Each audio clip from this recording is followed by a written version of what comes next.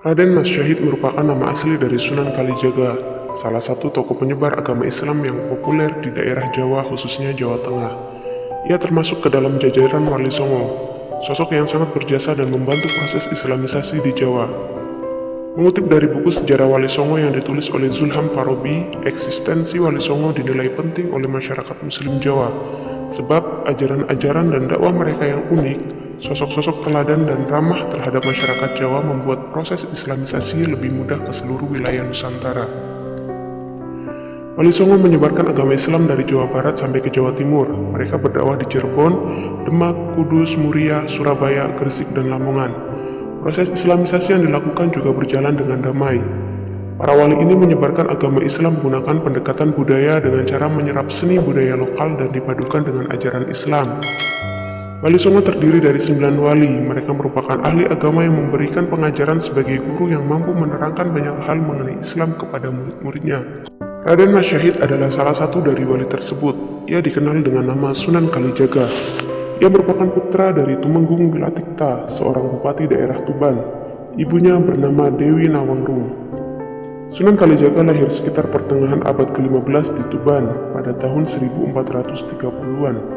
Yang dihitung dari tahun pernikahannya dengan putri Sunan Ampel saat dirinya berusia 20 tahun. Sementara itu pemilik nama asli Raden Mas Syahid tersebut meninggal pada abad ke-16 atau sekitar tahun 1580 Masehi.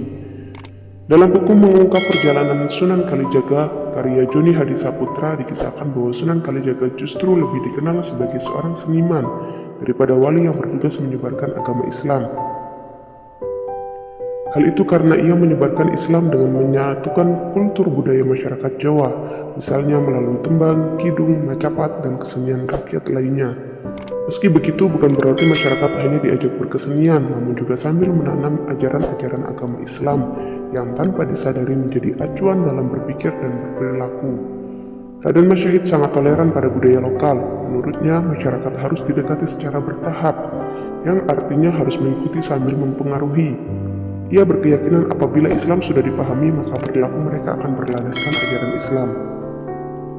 Sunan Kalijaga menggunakan seni ukir, wayang, gamelan, serta seni suara suluk sebagai sarana dakwah. Selain itu, ia juga menggagas baju takwa, perayaan sekatenan, grebek maulud, serta lakon carangan, layang Kalimasada, dan Petruk Dadi Ratu.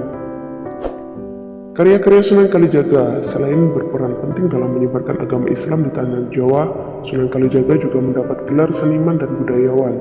Mengutip dari sumber yang sama, dirinya lah yang pertama kali menciptakan berbagai kesenian, mulai dari wayang kulit, seni suara, seni pakaian, dan lain-lain.